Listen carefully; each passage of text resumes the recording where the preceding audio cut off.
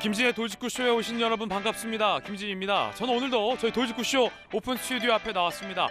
김성태 전 쌍방울 회장이 기존에 북한에 건넸다는 500만 달러 말고도 추가로 300만 달러를 북한에 더 건넸다라고 검찰에 진술한 것으로 전해져서 오늘 논란이 일고 있습니다. 더군다나 그 300만 달러의 성격은 이재명 당시 경기도지사의 방북을 위한 돈이었다라고 전해져서 오늘 뜨겁게 조간신문 지면을 달구고 있습니다.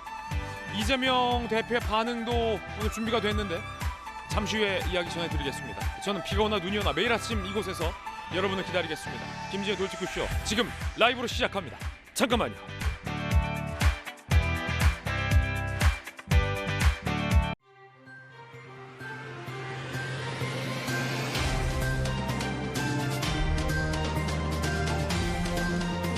신문 읽어준 남자입니다. 쌍방울 김성태 전 회장이 기존에 북한에게 줬던 500만 달러 말고 약 37억 원가량, 즉 300만 달러를 북한에 더 줬다라고 검찰에 이야기한 걸로 전해지고 있습니다.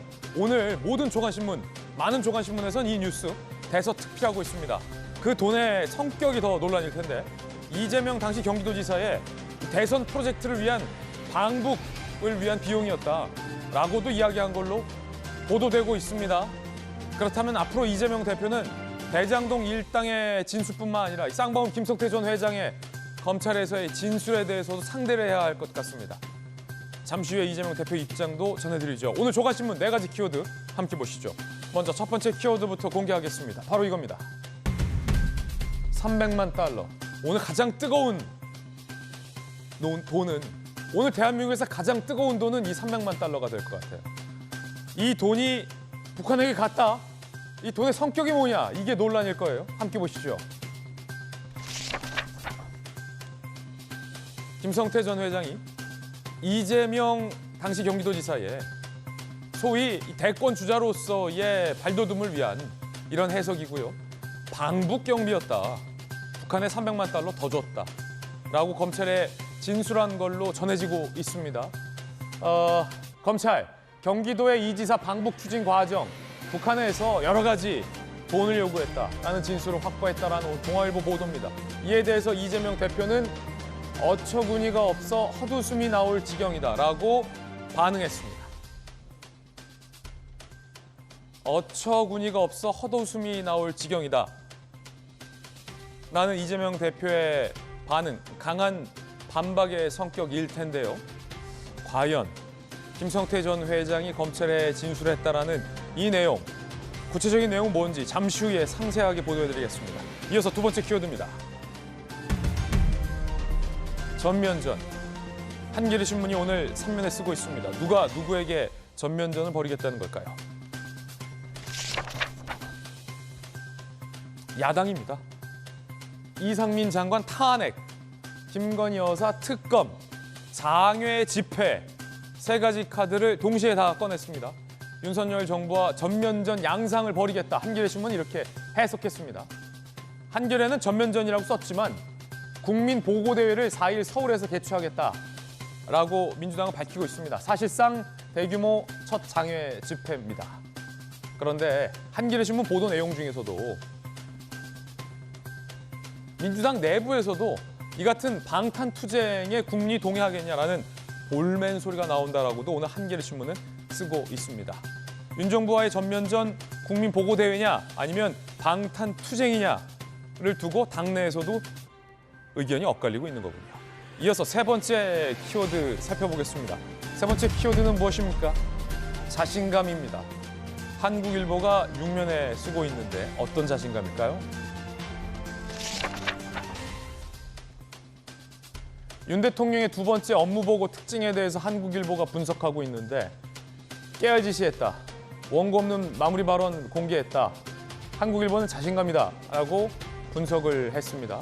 하지만 한국일보 보도 내에서도 직설적인 일방적인 소통에 논란 발언도 있다라고 지적하고 있습니다. 하향식 발언과 긴 발언이 논란을 자초했다. 한국일보는 이렇게 비판하기도 했습니다. 이어서 다음 키워드입니다. 네 번째 키워드는 무엇일까요? 구인난, 한국경제 일면입니다. 경기 침체에도 사람이 안 구해진다. 최악의 구인난. 제조업들은 이러면 더 어려워질 수밖에 없죠. 삼중고일 겁니다. 5인 이상 기업 부족 인력이 작년에 43만 명, 15년 만에 최대치입니다. 알짜 업체도 지원자가 급감했다라는 겁니다. 경기가 침체되고 있는데 청년 세대들은 취업하기가 어려워지고 있지만 눈높이는 높아져서 사실상 이 힘들어 보이는 일에는 지원을 안 하는 현상이 맞물리면서 이 알짜 제조업체이지만 굉장히 힘들어지고 있다라는 분석입니다. 이래저래 걱정입니다. 지금까지 신문 읽어준 남도였습니다.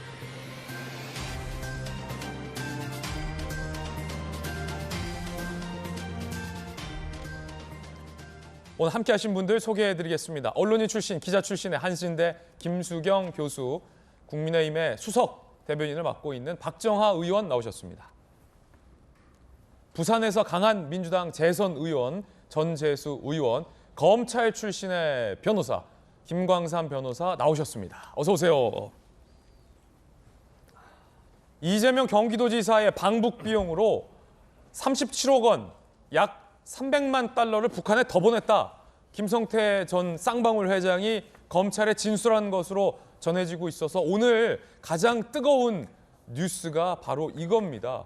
과연 이 돈의 성격은 뭘까요? 이재명 대표는 헛웃음을 이야기한 까닭은 뭘까요?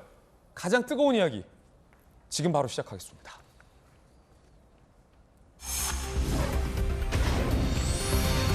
이재명 방북 경비 300만 달러. 헛웃음이 나올 정도다라는 이재명 대표의 반응. 여러분은 둘 중에 누구 말이 맞다고 보십니까? 김성태 전 회장이 검찰에서 진술했다라고 전해지는 기존의 500만 달러 말고도 북한에 건넸다는 37억 300만 달러가 이재명의 방북 비용이라는 이 말을 신뢰하십니까? 아니면 헛웃음이 나올 지경이다라는 이재명 대표의 말을 더 신뢰하십니까? 어찌된 일인지 함께 자세히 보시죠. 오늘 새로운 의혹인데 김성태 전 쌍방울 회장이 이재명 방북 위에 북한에 돈 보냈다. 2019년 500만 달러 외에 300만 달러를 북한에 추가 건넸다라는 겁니다. 이건 기존에 안 알려진 내용입니다. 300만 달러, 약 37억을 북한에 더 줬다. 1원 한 장 북한에 마음대로 주면 안 됩니다. 대북 제재 때문에. 김성태 전 쌍방울 회장은 이 돈의 성격은 뭐냐라는 검찰의 질문에 대해서 이재명 대표의 방북을 위한 비용이었다라고 검찰에 진술했다고 전해지고 있습니다. 북한 쪽이 요구했다는 겁니다. 뭐 벤츠도 있어야 되고 이재명 대표가 건너오면 그거 타고 돌아다녀야 돼. 경비도 있어야 되니까 돈 줘라. 이재명 당시 경기지사는 경기도 차원에서 2018, 2019년에 이재명 경기도지사의 방북을 경기도가 적극적으로 추진했던 바도 있다라는 겁니다. 북한 김영철에 초청을 요청하는 편지를 보내기도 했었다라고 오늘 동아일보는 보도하고 있습니다. 김성태 전 쌍방울 회장은 2019년 필리핀 대북 교류 행사 중에 북한의 리호남에게 이재명 방북을 원하니 협조해달라고 요청을 했고 북한의 리호남이 방북하려면 고급 외제차도 필요하고 헬리콥터도 띄워야 되니까 돈을 달라. 300만 달러로 합의를 했다라는 내용도 오늘 보도되고 있습니다.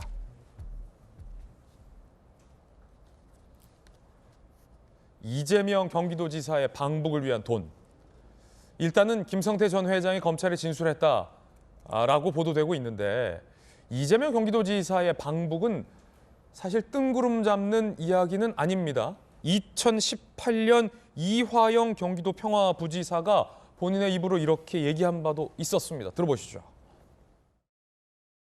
이재명 도지사가 육로로 평양을 방문하고 싶다고 그랬더니 이종혁 원장께서 그렇게 되려면 시간이 많이 걸리지 않겠느냐. 다른 경로로 좀 더 일찍 오는 게 좋지 않겠느냐. 이런 여담을 하실 정도로 적극적으로 방북 초청 의사를 밝혔고 경기도는 당시 이재명 지사의 방북을 원했었다라는 대목입니다. 박정수 수석. 네. 그런데 그 돈을 쌍방울이 냈다. 그리고 이재명 대표의 방북을 위한 추가 돈이 300만 달러였다라는 게 오늘 보도되고 있는 내용인데요. 박수혁께서 어떻게 보십니까? 글쎄 좀 걱정했던 부분들이 현실화되는 것 같아서 굉장히 오늘 아침에 당황스럽습니다. 우리가 감당할 수 없는 부분의 일들이 지금 막 벌어졌었던 것 아닌가 하는 걱정인데요. 이재명 대표 측에서 지금과 같은 김성태 전 회장의 진술에 대해서 헛웃음을 할 수밖에 없었던 이유가 여기 있었구나라는 생각이 듭니다. 몇 가지 지점이 있는데 우선 하나는 궁금했던 부분에 대해서 왜 쌍방울이 이재명 대표와 연관이 돼서 계속 이렇게 나왔던가? 왜 쌍방울이 변호사비 대납을 했다는 의혹을 받으면서 과연 이재명 대표와 쌍방울 관계는 어떤 관계인가라고 궁금했던 부분이 그냥 단순히 쌍방울이 대북 사업권 그다음에 이재명 대표와 무언가 연관이 있어서가 아니라 우리가 감당할 수 없는 그 많은 큰 그림 속에서 쌍방울이 등장했었던 것 아닌가라는 것 하나. 두 번째는 걱정했던 부분 말씀드리지만은 대북 관련한 문제는 대북 지원과 관련한 문제는 우리 대한민국만 걸려 있는 문제가 아니잖아요. 국제사회 제재가 걸려 있는 부분인데 이 부분이 만약 가령 지금 500만 달러 외에 그러니까 스마트팜 사업이라고 얘기는 하고 있었던 그 500만 달러와는 별개로 오늘 아침 우리가 동아일보를 통해서 보도를 통해서 보고 있는 것처럼 이재명 당시 경기지사가 북한에 갔을 때 벤치도 타야 되고 퍼레이드도 해야 되는 돈이 37억 원이 이미 넘어가 있다는 거 아니에요? 이렇다면 이거는 과연 우리 사회가 우리 경기도가 대한민국이 감당할 수 있는 부분인가라는 생각 우려했던 부분 이재명 지사와 쌍방울 김성태 전 회장은 그렇게 오랫동안 떨어져 있으면서 이재명 지사는 전혀 모른다고 얘기했고 김성태 전 회장도 전혀 모른다고 했는데 중간에 귀국을 앞두고 갑자기 어쩌면 저녁 식사하다가 누가 바꿔줘서 통화했을 수도 있다. 그러면 그동안 김성태 회장이 도피하는 과정 속에서 누가 있길래 그 배우가 있길래 그리고 그 사이엔 그럼 어떤 교신이 있길래 증거가 잘못될 수도 있고 검찰이 수사하는데 어려움이 있었고 하는 혹여나 증거인멸의 우려가 있었던 것 아닌가라는 여러 가지 부분들이 지금 오늘 300만 달러 송금에 관해서 시사하는 부분들이 있거든요. 이런 부분에 대해서 앞으로 이제 진실이 나오게 되면 과연 이재명 지사 측은 어떻게 얘기하고 이에 대해서 항변할 건가 궁금해집니다. 그래서 헛웃음밖에 보내지 못했던 이유를 여기서 몇 가지 부분에서 찾을 수 있지 않았나. 그리고 마지막 진짜 이건 어떻게 될지 모르겠는데 한 가지만 중간 질문. 경기도가 이재명 대표의 방북을 추진했던 것은 이화영 평화부지사의 조금 전 언급에서도 드러났듯이 공공한 이야기인데 그 비용마저 쌍방울 김성태 전 회장이 불법적으로 북한에 댔다라는 진술과 관련된 보도인 건데요. 그렇다면 그렇게까지 하면서 북한에 가려 했었던 목적은 뭐라고 보십니까? 그게 제가 지금 걱정했던 마지막 부분인데요. 당시는 문재인 전 대통령과 김정은 위원장이 굉장히 긴밀하게 움직이면서 남북 문제를 마치 해결할 수 있는 것처럼 했어요. 심지어는 우리가 지금 직접적인 위협으로 닫고 있는 평양 선언도 거기서 나왔고요. 9.19 군사합의도 거기서 나왔어요. 그 사이에 차기 대권을 노리고 있었던 이재명 경기지사는 또 다른 라인을 통해서 대북 사업을 진행을 했고 그 사이에 평양을 가려고 했던 거라고 의심되는 상황인 거잖아요. 대권을 위한 방북이었을 것이다. 돈도 넘어가고. 그러면 지금 민주당 대표로 있는 이재명 당시 지사는 지금 현재 민주당 그다음에 과거에 있었던 문재인 대통령과 별건으로 별개의 라인으로 그 지점들을 무시하면서 자기 독자적으로 대북 사업을 진행하고 그걸 통해서 새로운 대북 이미지를 만들어내려고 했었던 것 아닌가. 그러면 우리가 지금 얘기하는 것처럼 모든 사람들이 이재명 지사가 민주당의 대표이고 그다음에 친문 계열과도 화합하고 문재인 대통령과도 어떻게 했다. 이런 게 다 무시되고 문재인 대통령마저도 별건으로 부정하면서 새로운 대북 사업을 진행하는 대권 프로젝트를 진행했던 것 아닌가. 이런 걱정들이 좀 생겨나고 과연 그럼 이재명 대표는 그리고 민주당은 이런 관계는 어떻게 정리되어야 될 건가. 이런 것까지 막 포함되는 지금 300만 달러가 터진 거라고 저는 해석을 하고 있습니다. 지금 보도되고 있는 것에 한 줄을 더 추가했어요. 그러니까 본인의 이재명 당시 경기도지사 본인의 대권을 위한 방북을 위한 비용을 쌍방울 김성태 전 회장이 대납한 거 아니냐라는 의혹을 새로 제기해 주셨는데 박정아 수석의 개인적 의혹이었고요. 일단 김수영 교수님 통일연구원에서 연구원 활동도 하셨잖아요. 당시로 돌아가 보면 뭐 지금도 마찬가지겠습니다만 쌍방울이 혹은 경기도가 북한과 중앙정부와 협의 없이 무언가 돈을 보낸다. 거액의 돈을 보냈다. 이게 사실은 용인될 수 있는 겁니까? 중앙정부와 교감하에 보내진 돈이라고 보십니까? 그 사실 지금 이재명 대표를 둘러싼 의혹들의 내용이 워낙 어마어마한 게 많아서 이게 별거 아닌 것처럼 보도되고 있지만 사실 300만 불이나 되는 돈이 당연히 중앙정부의 어떤 용인 없이 갔죠. 없이 갈 수밖에 없습니다. 왜냐하면 대북 제재가 걸려있기 때문에. 만약에 중앙정부의 교감이 있었다면 이건 대한민국이 제재 대상이 될 수도 있는 문제죠. 그렇죠. 아예 갈 수가 없어요. 이런 돈이 갈 수가 없습니다. 그리고 또 제가 주목하는 것은 뭐 500만 달러 같은 경우에 스마트팜 경협 사업의 어떤 돈을 쌍방울이 대신 내줬다. 그것도 물론 안 될 일입니다만 그런데 이 300만 달러는요. 오로지 이재명 대표만을 위한 돈이었어요. 왜냐하면 북한에서 이야기하기를 지금 보도된 바에 따르면 이재명 대표가 당시에 이제 경기도지사가 북한에 갈 경우에 여러 가지 이벤트를 해야 될 거 아닙니까? 뭐 사람들이 나와서 뭐 환영 행사도 하고 차도 보내야 되고 그 돈으로만 300만 불이 필요하다 해가지고 지금 김성태 회장이 그 돈을 냈다라는 거거든요.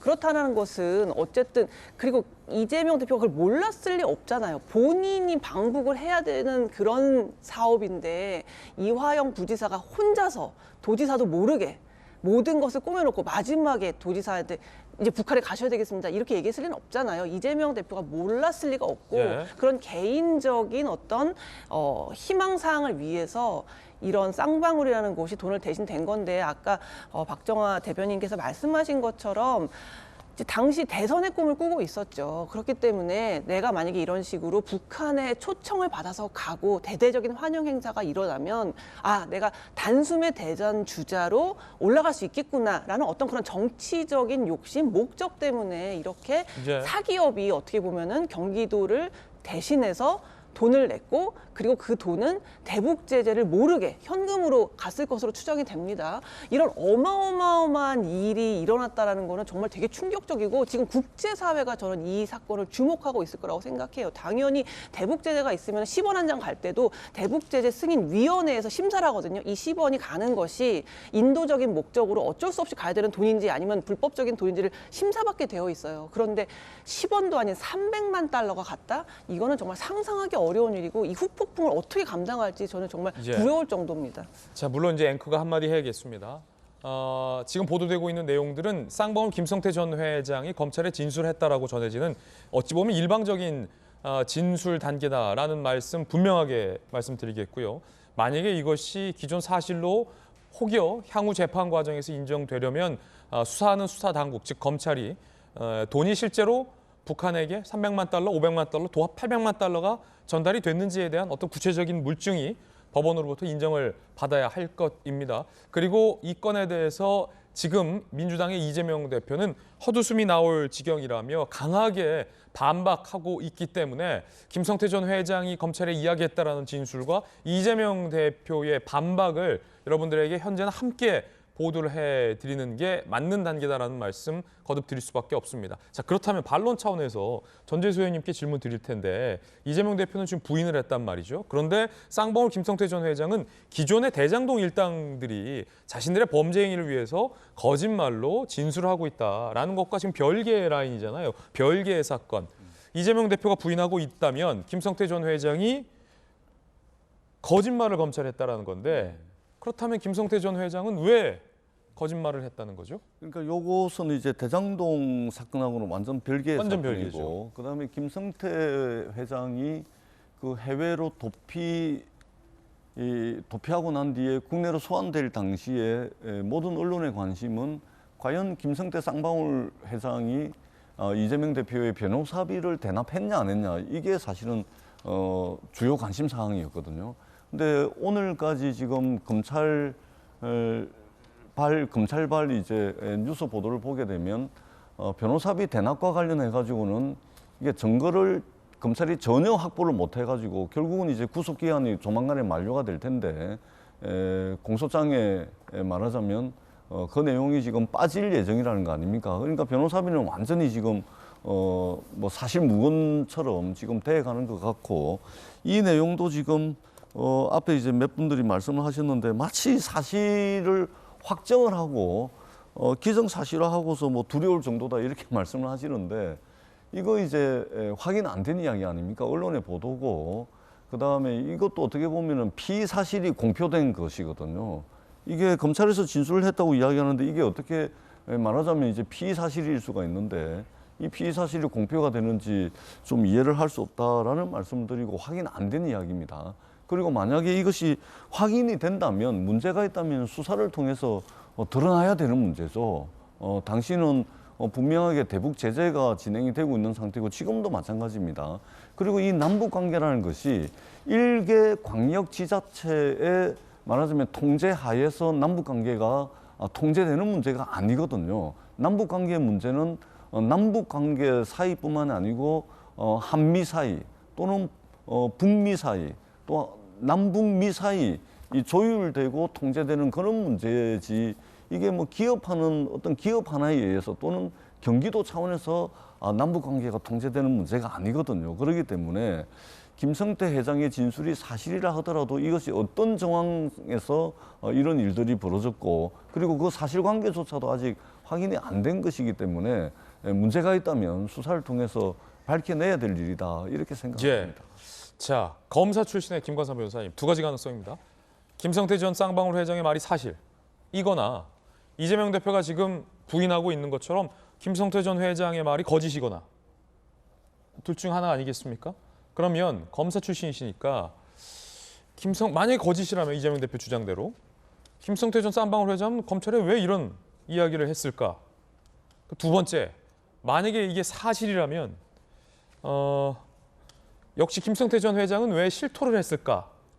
다시 말해 검찰이 쌍방울 김성태 전 회장이 북한에 보냈다는 추가적인 어떤 300만 달러에 대한 물증을 확보했기 때문에 이런 진술을 한 걸까? 뭐 궁금합니다. 두 가지 다 질문을 좀 답변을 주시죠.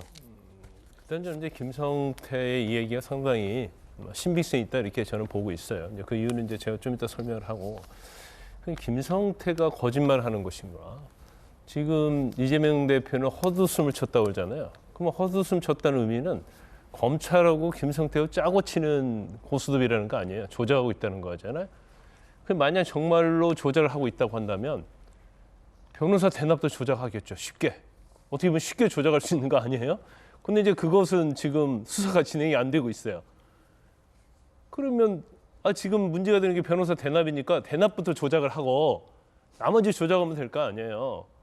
근데 지금 변호사 대납 얘기는 안 나오고 있단 말이에요. 그런 걸로 봐서는 김성태와 검찰의 조작이다. 이 말 자체는 이재명 대표 이제 일방적 주장이다. 저는 이제 그렇게 보고요. 이 대표가 뭐 조작이란 말은 이 건에 대해서는 아직은 하지 않았습니다만 강하게 부인하고 있다는 것은 전체적인 건 이제 정치의 조작이라고 하잖아요. 예. 그다음에 이제 김성태가 왜 이런 얘기를 했을까? 이게 본인한테 굉장히 불리한 얘기 아니에요? 본인에게? 근데 이 전체적인 상황을 보면 이제 되게 언론 보도 나오면 제가 볼 때는 아까 피해 사실 공표 얘기했지만 뭐 그럴 가능성이 크죠. 지금 검찰에서 수사하고 있는 내용이 지금 밖으로 흘러나오고 있는 건데 나중에 보면 그게 다 맞더라고요. 그러면 이제 검찰에서 사실은 잘못한 건 맞아요. 맞지만 이게 검찰이 잘못하고 국민이 알 권려고 이 충돌하는데 이제 뭐가 옳은 것이냐 이제 그것은 이제 국민들이 판단을 할 것이고 그러면 김영철에게 계속 편집을 했단 말이에요. 이재명 대표가 나 추천해줘라. 김영철이 어떤 사람이에요? 아주 북한에서 김정은의 측근이면서 대남 공작하고 뭐 정상회담 때도 항상 주도권을 줬던 사람이잖아요. 그런데 필리핀 대북교류 행사 때도 가서 이재명이 방북하니까 협조해달라 이런 얘기를 한단 말이야. 그러니까 북한에서 방북하려면 외제차도 있고 호위하려면 뭐 아주 비싼 차도 있어야 하니까 300달러 더 달라. 이건 보면 어떻게 보면 기승전결을 딱 들어맞는 거예요. 그래서 아마 저는 이제 김성태의 진술 자체가 사실이라고 생각하고 저도 이 기사를 보고 정말 깜짝 놀랐어요. 예. 왜냐하면 김성태와 이재명 대표의 연결고리는 변호사 대납이었거든요. 우리가 그렇게 알고 있는 것은. 근데 변호사 대납은 뭐 그렇게 지금 수사가 지지분열한 것 같아요. 그러면 그것이 안 됐는데 이제 아까 앵커께서 질문하신 것 중에서 아니 그럼 김성태가 왜 이런 얘기를 했을까? 예. 결국 빼도 박도 못한 증거를 들이댄 거죠. 300만 달러를 마련하는데 그냥 마련할 수는 없어요. 그걸 외화를 어떤 환전을 하고 가지고 나가야 하고 가지고 나간 사람이 있을 것이고 관계된 사람이 한두 명이 아니고 그다음에 필리핀이 됐건 중국이든 만날 거 아니에요. 만날 때 혼자 가는 건 아니에요. 주위에 참모들로 같이 갈 거 아니에요. 또 이화영 또 부지사하고 같이 갔단 말이에요. 이제 그렇기 때문에 이것을 이제 본인이 더 이상 부인할 수 없는 거예요. 그래서 아마 이제 그렇게 진술을 했을 것이다 그렇게 보는데 지금 이재명 대표 관련된 범죄 혐의에 이제 공통된 특징이 있어요. 대장동과 관련해서는 유동규라는 사람이 중간 역할을 하고 성남 FC에서는 정진상, 김용 이런 사람들, 그다음에 쌍방울과 관련돼서는 이화영. 근데 지금 말하는 사람들이 전부 다 이재명 대표의 측근인 중에 측근이라고 불리는 사람들이잖아요. 그래서 이게 어떻게 보면 범죄 혐의와 관련된 것은 상당히 이제 공통점이 있다 이렇게 보거든요. 그런데 그 중간 책에 있는 사람들이 이제 부인을 한다고 그래서 이것이 그냥 묻히는 건 아니고 관련된 물적 증거랄지 인적 증거랄지 진술서 이런 것이 워낙 많기 때문에 검찰 자체는 제가 어떤 수사 추이를 보면 굉장히 검찰이 이제 확신을 하고 수사를 하고 있지 않는가 이제 그런 생각이 듭니다. 예. 오늘 저희들의 취재와 또 언론 보도에 따르면 쌍방울 김성태 전 회장이 만난 북측 인사가 리호남으로 전해지고 있는데 황정민 씨가 열어냈던 영화 공작의 북한 쪽 실제 모델이었다라는 보도도 나옵니다. 함께 보시죠. 2019년 7월 리호남을 필리핀에서 만나 이재명의 방북을 논의했다라고 검찰에 진술했다라는 보도인데요. 안기부 대북 공작원으로부터 군사기밀 등 전달받은 흑금성 사건, 너무나 유명한 사건이죠. 영화 공작, 배우 이성민이 맡았던 역할이기도 합니다. 북측 인물이죠. 2007년 남북 정상회담을 앞두고 안희정 전 지사,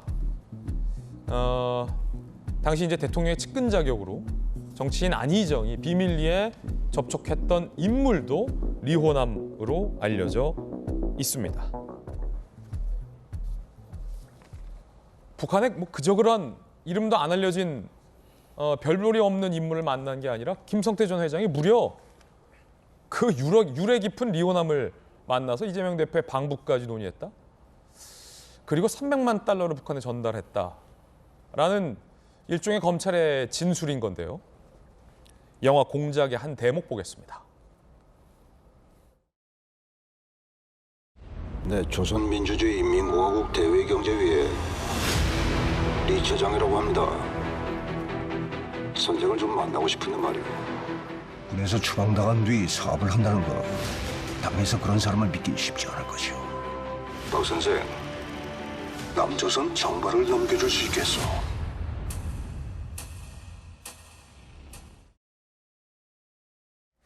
그러니까 박수석님, 일종의 뭐 300만 달러라는 구체적인 금액, 구체적인 시기, 거기에 지금 구체적인 인물도 나와요. 리호남이라는 너무나도 유명한 북한 쪽 인물이 나오고 언제 어디서 리호남을 만나서 어떤 이야기를 나눴다라는 굉장히 구체적인 디테일한 이야기들이 계속 나오고 있는 어떤 연장선상인데 리호남을 만나서 방북을 논의했다. 어떻게 보십니까? 굉장히 많이 얘기가 진행됐다고 보여지는 거고요. 김강남 변호사님 좀 전에 말씀 주셨지만은 사실은 300만 달러가 전달이 됐다라는 정황에 대해서는 지금 뭐 흘러나오는 얘기입니다만은 많은 그 배경 조사가 이미 이루어졌으니까 저런 얘기가 나오지 않을까라는 생각이 듭니다. 다만 이 건에 대해서는 아까 저희가 말씀드렸던 것처럼 경기도 차원에서 혹은 뭐 김성태, 이화영 이 차원에서 된 건지 아니면 지난 문재인 정부 차원에서도 얼마나 어떻게 알고 있는지에 대해서 답을 줘야 된다고 생각해요. 문재인 정부가 이 건을 얼마만큼 인지하고 있었는지 그렇죠. 아니면 두 가지죠. 새까맣게 모르고 있었는지. 그렇죠. 그러니까 경기도 차원에서 이게 중앙정부와는 전혀 별개로 몰래 37억이라는 돈이 넘어갔고 좀 전에 말씀하신 것처럼 굉장히 중요한 북한에서 인물을 만나서 대화를 하는데 이런 내용들이 중앙정부에 언질이 됐는지 보고가 됐는지 그리고 승인이 됐는지에 대해서 저는 두 가지 경우에 대해서 지난 정부도 이제 답을 줘야 된다고 생각을 합니다. 최근 보면은 북한 주민을 접촉하는데도 통일부의 승인이 필요해요. 그러니까 일반적으로 북한 주민을 가령 뭐 중국 그 베이징이나 단둥 같은 데서 만난다, 인도주의적인 차원에서 아니면 경협 차원에서 만난다 하더라도 신고해야 되고 승인 받아야 되거든요. 근데 이렇게 중요한 대남 공작을 하는 사람을 만나서 얘기를 나눴을 때 과연 지난 2019년도에 경기도 측에서는, 이화영 부지사 측에서는, 김성태 전 회장 측에서는 중앙정부의 통일부 아니면 지난 문재인 정부 시절에 청와대 승인을 받았는지 예. 아니면 별도로 아무도 모르게 진행을 해서 지금 경기도 차원에서 전 세계가 발칵 뒤집힐 만한 일을 이렇게 완전히 어떤 한 사람의 대선을 위해서 이렇게 일을 벌려왔는지, 저는 이재명 대표 측만 아니라 지난 정부 문재인 대통령 측에서도 이 건에 대해서는 이제 답을 좀 줘야 예. 국민들이 걱정하고 우려하는 부분에 대해서 어느 정도 단초라도 찾을 수 있지 않을까라는 생각이 듭니다. 자, 그 질문에 대한 또 반론권을 전재수 의원님께 추가 질문 드릴 수밖에 없을 것 같은데 김성태 전 회장이 기자들을 만나서 북한에 돈 줬다, 일정 부분라고 얘기했기 때문에 쌍방울의 돈이든 김성태의 돈이든 일단 북한에 일정 정도 돈이 들어간 건 맞는 것 같은데 문재인 정부 차원에서, 중앙정부 차원에서 경기도와 소위 협업을 하던 쌍방울이 돈을 북한에 건넨 사실을 인지하고 있었습니까? 저희들은 처음 듣는 내용인데. 글쎄, 인지할 수가 없었겠죠. 할 수 없었을 것이다. 이게 이제 쌍방울이라는 민간 기업이 말하자면 이게 사실이라면, 근데 아직 사실관계는 확인이 안 됐고요. 사실이라면 아마 그것을 그 중앙정부 차원에서 인지를 하고도 그걸 허용을 할 수가 없죠. 할 수가 없는 그걸 하려면 그 통일부에 신청을 해야 됩니다. 우리가 사람이 간다, 물자를 보낸다, 의약품을 보낸다, 뭐 인도적 차원이다, 이렇게 해가지고 통일부에 신청을 하고 통일부가 승인을 해야 가는 거거든요. 그렇군요. 그러니까 불가능한 것이죠. 그러니까 절차와 과정상 있을 수가 없는 일이죠. 그런데 저게 이제 갔다라고 보도가 나오고 있는데 일단은 확인을 해야 되는 것이 우선이고, 그리고 설사 그렇다 하더라도 제가 볼 때는 말하자면 어떤 기업이 어떤 북한의 광물 자원이라든지 아니면 대북 사업을 선점하기 위해 가지고 한 것인지, 아니면 정말로 어떤 정치권에 말하자면 뒤치다꺼리를 하기 위해서 기업이 동원이 된 것인지, 지금 여러 가지 이제 추측이 나오는 것이 언론 보도가 나오는 것이고 수사 중인 사안이기 때문에 우리가 그 어떤 것도 뭐 확정을 짓고 예. 추측해서 말씀드리기는 좀 어렵다, 이렇게 좀 말씀을 드리도록 하겠습니다. 이제 노파심의 앵커가 한마디만 더 보태면 지금 뭐 여러 가능성들에 대해서 개인적인 견해 주셨듯이 언론 보도가 나오는 것처럼 이게 이재명 대표의 뭐 대선을 위한 방북 프로젝트의 비용을 김성태가 대납해줬다라는 국민의힘 박정아 수석 대변인의 의혹인 건지, 아니면 지금 민주당 전재수 의원이 얘기했던 것처럼 민간 기업이 대북 사업에 욕심을 내기 위해서 불법적인 돈을 북한에 건넨 차원인지는 일단 수사로서 좀 더 규명을 해봐야 된다는 말씀, 노파심에서 한 말씀만 더 보태겠습니다. 자, 오늘 두 번째 장면. 지금까지가 첫 번째 장면이었고, 이재명 대표는 쌍방울 내지 김성태 전 회장을 모른다고 했습니다. 내복 한 장 사입은 2년밖에 없다고 했습니다. 그러다가 최근에 지난 13일이죠.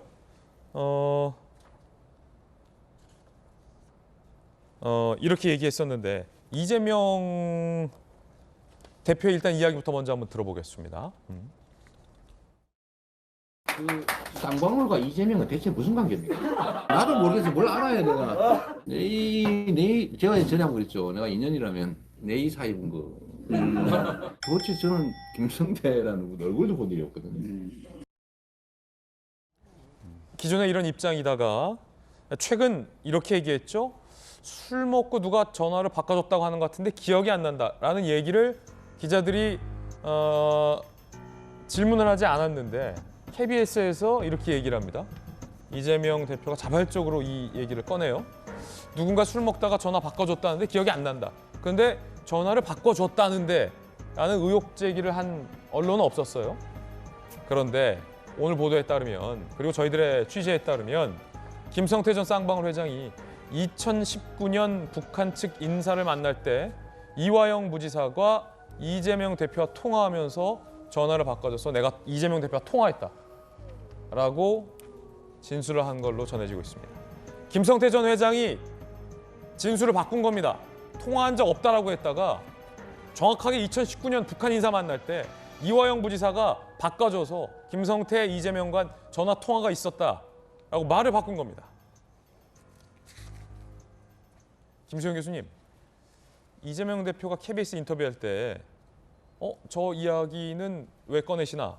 라는 의문점이 좀 있었잖아요. 그 본인도 아마 의문 제기를 하셨는데 김성태 전 회장이 검찰에서 진술을 바꿨군요. 그렇죠. 사실 그 KBS와의 인터뷰에서 너무 구체적인 이야기였잖아요. 제가 뭐 김성태랑 누가 만난 적이 있다는 데도 아니고 누가 술 먹다가 전화를 바꿔줬다는 얘기를 누군가가 하던데 굉장히 구체적인 정황을 누군가가 자기한테 얘기했다라는 거예요. 근데 우린 그 사실을 아무도 몰랐죠. 그 이전에 기억하시겠지만 유동규 씨가 뭐 극단적 선택을 했다고 하는데 라는 얘기를 국감에서 얘기를 해가지고 아무도 모르는 사실을 어떻게 아시냐라는 지적을 받았었잖아요. 이건 역시도 너무나 구체적인 정황이고 아무도 제기한 적이 없는 사실을 본인만 어디선가 듣고서 그런 얘기를 누군가가 하던데 뭐 기억은 안 난다. 기억은 안 난다라고 얘기를 했다 보니까 좀 왜 뜬금없이 저 얘기를 하지 싶었는데 이번에 김성태 회장이 이제 이야기한 것으로 보도되고 있는 바에 따르면 그 상황과 정확하게 일치해요. 북한 사람들과 중국에서 만났을 때 술 먹는 자리가 있었고 그때 김성태 회장이 이재명 당시 지사에게 전화를 해가지고 바꿔줬다라는 진술이 나온 거예요. 그렇다 보니까 KBS 인터뷰 했던 거랑 정확하게 일치하는 정황을 김성태 회장이 얘기하다 보니 아무도 몰랐던 걸 혼자 재발저리는 식으로 이야기한 것이 아닌가라는 생각이 들고 두 번째로 지금 뭐 안다 모른다 모르는 사이냐 아는 사이냐 사실 이건 더 이상 중요하지 않은 것 같아요. 지금 우리가 이재명 대표의 뇌에 그것이 담겨 있느냐가 중요한 게 아니라 이 지금 드러나고 있는 모든 정황들이 설령 만에 하나 얼굴을 본 적은 없다 하더라도 어쨌든 김성태 회장의 입에서 300만 달러가 갔다 500만 달러가 갔다 이런 얘기들이 나오고 있다라는 것은 뭐 이재명 대표가 끝끝내 모른다고 이야기할지는 모르겠지만 모든 정황들이 굉장히 많은 사건에서 둘이 얽혀 있다라는 거를 보여주는 일이고 아마 이런 것들은 더 많이 수사 과정에서 나오지 않을까 싶은 생각이 듭니다. 예, 이재명 대표가 KBS 인터뷰 과정에서 누군가 술 먹고 바꿔준 적이 있다는데 라고 했던 그 통화가 지금 김성태 전 회장이 이화영 전 부지사가 바꿔줘서 했다는 통화와 같은 통화인지는 단정할 수 없습니다. 만약에 통화가 있었다면 이 한 차례뿐이었는가에 대해서도 단정할 수 없습니다. 아는 사이가 아니다, 통화한 적도 없다라고 했었던 김성태 전 회장이 통화를 한 적이 있다라고 진술을 바꾼 만큼 통화를 했었는지, 한 번 했는지, 여러 차례 했는지 알 수가 없습니다. 박수석은 어떻게 봅니까?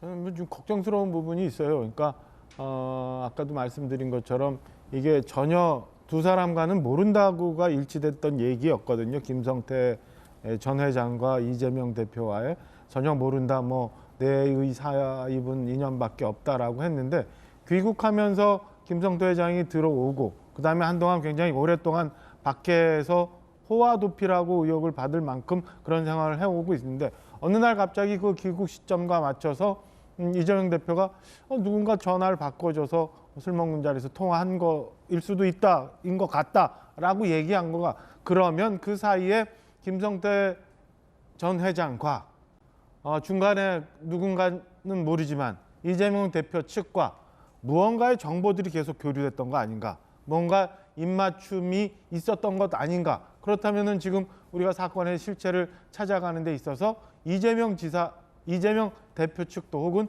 김성태 전 회장 측도 증거를 어떻게든 인멸을 하거나 왜곡하거나 조작하거나 하려는 시도는 있었던 것 아닌가, 이런 의혹까지 가거든요. 그러면은 저는 수사가 좀 더 신속하게 진행이 되어야 이런 모든 것들이 나오지 않을까라는 생각이 들고요. 만약에 저게 사실이라면, 저 통화 내역이 사실이라면 지금까지 쭉 얘기했었던 이재명 대표의 항변, 변론이 다 무너지는 것 아닌가라는 생각이 듭니다. 자, 그렇다면 이 의혹이죠? 의혹에 대해서 이재명 대표의 입장은 뭘까요? 준비했습니다. 헛웃음 나올 정도로 어처구니 없는 일이다 라는 입장입니다. 헛웃음 나올 정도로 어처구니 없는 일. 김성태와 통화한 것도 잘 기억이 안 날 만큼 오래된 일. 지인에게 전화 바꿔주는 통화는 유명 정치인에게 흔한 일. 사실 이재명 대표는 쌍방울과의 인연에서 내의 한 장 사입은 인연밖에 없다. 김성태 전 회장은 모른다라고 부인하면서 전화 통화를 한 적이 없었다라는 말은 한 적이 없습니다. 최근에 누군가 바꿔줘서 통화는 했다. 하지만 기억이 안 난다라는 입장이고요. 김성태 전 회장이 통화한 적 없다라고 했다가 통화한 적 있다라고 말을 바꾼 겁니다. 헛웃음 나올 정도로 어처구니 없는 거. 전재수 의원님, 네. 이 헛웃음의 의미는 무엇입니까? 그게 지금 뭐 대장동부터 시작해서 성남 FC 뭐 변호사비 대나보요 뭐 5만 가지 것들이 이제 많은데 이게 지금 대통령 선거 끝난 지가 지금 1년이 이제 다 돼 가거든요. 그러니까 작년 3월 9일 날 대통령 선거 끝이 났지 않습니까? 지금 1년 가까이 지금 이게 이재명 대표와 관련된 언론 보도라든지 검찰 수사 뭐 5만 가지 것들이 나오고 있고 또 그 나오는 것들이 대부분 보면은 뭐 수사 중인 사안이거나 확정되지 않은 피의 사실이라든지 뭐 이런 것들입니다. 이게 제가 좀 보더라도 이게 사실관계를 따라가기가 상당히 힘들고 어려울 정도로 많은 것들이 나오고 있는데 이게 지금 두 가지 측면이 있는 것 같습니다. 하나는 보기에 따라서는 뭐가 이렇게 많냐 도대체 의혹을 받는 게 왜 이렇게 많냐라고 볼 수 있는 측면이 한 측면이 있고 또 하나는 야 이게 집권 세력이 해도 너무 좀 우려먹는 거 아니냐 뭐 결정적인 것도 없으면서 이렇게 이제 상반된 주장이 있는 것 같습니다. 제가 볼 때는 뭔가 좀 수사기관도 수사 과정 중에 어떤 피의 사실로 볼 수 있는 부분들을 흘려가지고 언론에 보도되게끔 해서 또 전 언론이 도배를 하게끔 이렇게 하는 것보다 좀 단락을 지어가지고 명확하게 혐의가 있거나 명확하게 수사 결과로 나온 부분만 가지고 좀 브리핑도 하고 또 소환도 하고 해가지고 기소해서 재판을 하면 될 일인데 이것이 지금 너무 지금 1년 넘게 나오니까 바라보고 있는 국민들도 그렇고 많은 사람들이 이 좀 상당히 좀 이제는 좀 피로도가 높아져 가고 있다. 그런 차원에서 이 문제도 저는 이제 보고 싶습니다. 사실 확정된 내용이 하나도 없지 않습니까? 그렇기 때문에 이제는 좀 수사기관도 좀 이게 좀 너무 좀 이게 국민들의 피로도를 높이는 쪽으로 수사가 진행되고 있는 것이 아닌가 이런 우려가 좀 듭니다. 예, 민주당의 전재수 의원님 의견도 들어봤습니다. 여야의 입장 그리고 이재명 대표의 입장까지 공이 다 보도를 해드렸습니다. 여러분들은 이재명 대표와 쌍방울의 인연이 내복 한 장밖에 사입은 인연이라고 보십니까? 아니면 긴밀한 인연이라고 보십니까? 국민 여러분들은 어떻게 판단하실지도 사뭇 궁금합니다. 이번엔 두 번째 이야기입니다. 주제 공개하죠. 이재명 대표가 대선 패자로서 모욕적이지만 검찰에 또 가겠다라고 밝혔습니다. 애시당초 지난번 2차 검찰 소환을 끝으로 다시는 검찰에 안 갈 것 같다라는 기류가 민주당에서 나왔는데 검찰의 구속영장 이야기가 나왔고요. 그리고 이재명 대표의 모욕적이지만 가겠다라는 어제 기자회견 발언이 나온 겁니다. 들어보시죠. 제가 부족해서 대선에서 패배했기 때문에 그 대가를 치르는 것이라고 생각하고 모욕적이고 부당하지만 패자로서 오라고 하니 또 가겠습니다. 주중에는 좀 일을 할 수 있게 좀 주말을 활용하면 좋겠다는 생각이 들고요. 이번에는 정말로 오지 마십시오. 갈등과 분열의 소재가 될 수도 있기 때문에 또 상대가 기대하는 측면도 있기 때문에 마음 아프시더라도 절대로 오지 마십시오. 저하고 변호사하고 갈 테니까 그 추운 날 너무 고통받지 마시길 바랍니다. 대장동 의혹을 수사 중인 서울중앙지검이 지난 주말 이재명 대표를 소환 조사했지만 언론 보도를 보면 검찰 쪽의 인식은 이재명 대표가 33쪽의 답변서만 내고 사실상의 진술 거부권을 행사했다라고 검찰은 보고 있다는 기류가 보도로 나오고 있습니다. 반면 이재명 대표는 충실하게 검찰에 2차례나 나갔고 답변 진술서에도 의견을 충분하게 진술을 했다. 적극적으로 검찰 수사에 협조했다라는 입장입니다. 그런데 또한 또 다른 이게 세 번째 검찰 출석이겠군요. 그리고 대장동으로는 두 번째 검찰 소환에 이재명 대표가 모욕적이지만 대선 패자로서 오라고 하니 가겠다라고 이야기를 한 겁니다. 정면 돌파라는 해석도 나오고 구속을 피한 명분 쌓기라는 얘기도 이 한 장면을 보고 두 가지 얘기가 나옵니다. 정면 돌파냐? 구속영장을 피하기 위한 명분이냐? 여러분 어떻게 생각하십니까? 어제 기자간담회에서 밝힌 내용이고요. 뚜렷한 증거 없고 도망갈 것도 아니고 증거 인멸할 수도 없는데 체포 대상 된다는 게 이해 안 된다. 만약에 구속영장 검찰의 청구에 대한 강한 거부감이죠. 결연히 맞서겠다라고 밝혔습니다. 검찰은 일단 그것과 무관하게 영장은 강행하겠다라는 기류도 읽혀요. 33쪽 진술서에 해명이 없는 정진상, 김용 등 측근 관련 사안 집중 분석, 새 질문지를 작성 중이다. 출석 여부와 무관하게 구속영장은 청구할 방침이다라고 합니다. 검사 출신의 김광삼 변호사님, 지금 우상호 의원 같은 경우는 자, 뭐 3번이나 가는데 검찰은 영장 못 칠 거다라는 얘기도 지금 나오고 있는데 검찰에서는 추가 출석과는 무관하게 영장을 청구하겠다라는 기류가 읽히는데 그건 왜입니까? 일단요, 이제 범죄 혐의가 굉장히 중대하잖아요. 그래서 일반 사건에 있어서 구속 여부의 제일 중요한 부분은 증거인멸 도주염려가 아니에요. 가장 우선시되는 것은 범죄 혐의가 얼마나 중대하느냐, 그 중대한 범죄 혐의에 대해서 어느 정도 소명이 있었느냐, 이것이 사실은 좌우를 하죠. 왜냐하면 그러면 예를 들어 살인죄를 저질렀어요. 근데 이 사람이 증거인멸 도주염려가 없어요. 그러면 영장 청구하면 안 되는 거예요? 그건 아니거든요. 그래서 지금 대장동이랄지 유래랄지 성남 FC랄지 이런 범죄 혐의 전체적으로 보면 이건 어마어마한 사건이고 뭐 범죄 혐의의 중대성은 뭐 말할 필요가 없는 거고 단지 이제 검찰이 여기에 대한 증거를 얼마나 확보하고 있느냐 근데 굉장히 그게 중요할 거라고 봅니다. 그런데 사실 뭐 이재명 대표는 뭐 이게 정면 돌파냐 아니면 영장에 영향을 미치기 위한 것이나 이런 얘기했는데 저는 정면 돌파는 아니죠. 왜냐하면 정면 돌파라고 한다면 33쪽 진술서 가지고 가서 주고 참고하십시오 하고 검찰이 묻는 질문에 대해서 하나하나 반박을 해야죠. 그러면서 나는 억울하고 죄가 없다. 그리고 자기에게 유리한 증거 이런 것들을 전부 다 들이대야 하는 거예요. 그런데 그게 아니고 그냥 진술서 참고하세요.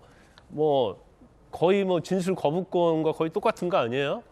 그러면 다음에 다시 불렀을 때도 역시 똑같을 거라는 거죠. 그러니까 이건 이제 정면 돌파는 아니라고 볼 수가 있고 제가 개인적으로 판단해 볼 때는 일단 본인이 검찰이 소환할 때마다 가는 게 사실은 법적으로도 맞지만 또 하나 전략적 측면을 추론해 보자면 나는 이렇게 소환 때마다 갔다. 그리고 가서 진술했다. 그러면 구속영장 청구하면 결국 국회에서 체포 동의안을 가결, 부결 이거 결정이 돼야 하잖아요. 그러면 거기에서 영향을 미칠 수 있다고 저는 봐요. 경우에 따라서는 일부가 민주당에서 이탈을 해가지고 체포 동의안 가결에 표를 던질 수도 있거든요. 그렇지만 자신은 최선을 다했고 검찰 소환 때마다 갔기 때문에 이러한 명분을 좀 쌓아서 국회 단계의 체포 동의안에 어느 정도 좀 긍정적인 영향을 미치려는 그런 생각도 가지고 있지 않나 이렇게 저는 생각을 해봅니다. 대선 패자로서 오라고 하니 또 가겠다라는 이재명 대표의 입장에 대해서 국민의힘 반응은 무엇일까요? 그리고 나서 민주당과 이재명 대표의 반응, 입장도 소개해드리겠습니다. 먼저 국민의힘 입장 들어보시죠. 죄가 없다고 펄펄 뛰면서 검찰의 질문에 입을 굳게 다무는 것을 어떻게 이해해야 합니까? 이재명 대표는 유능한 변호사지 않습니까? 사실 공방, 법리 공방 못할 무슨 이유가 있는 것입니까? 이재명 대표는 양심수가 아닙니다. 핍박받는 민주투사인 양 어설픈 코스프레 그만하시기 바랍니다. 대선 패자로서 오라고 하니 가겠다라는 이재명 대표 입장에 대해서 국민의힘 지도부는 강한 비판을 했습니다. 그리고 민주당은 윤석열 정부를 비판하면서 장외 투쟁을 예고하고 있는 상황입니다. 잠시 후에 그 이야기는 전해드리겠습니다. 여야 두 분 의견 들어보겠습니다. 먼저 박수석. 예.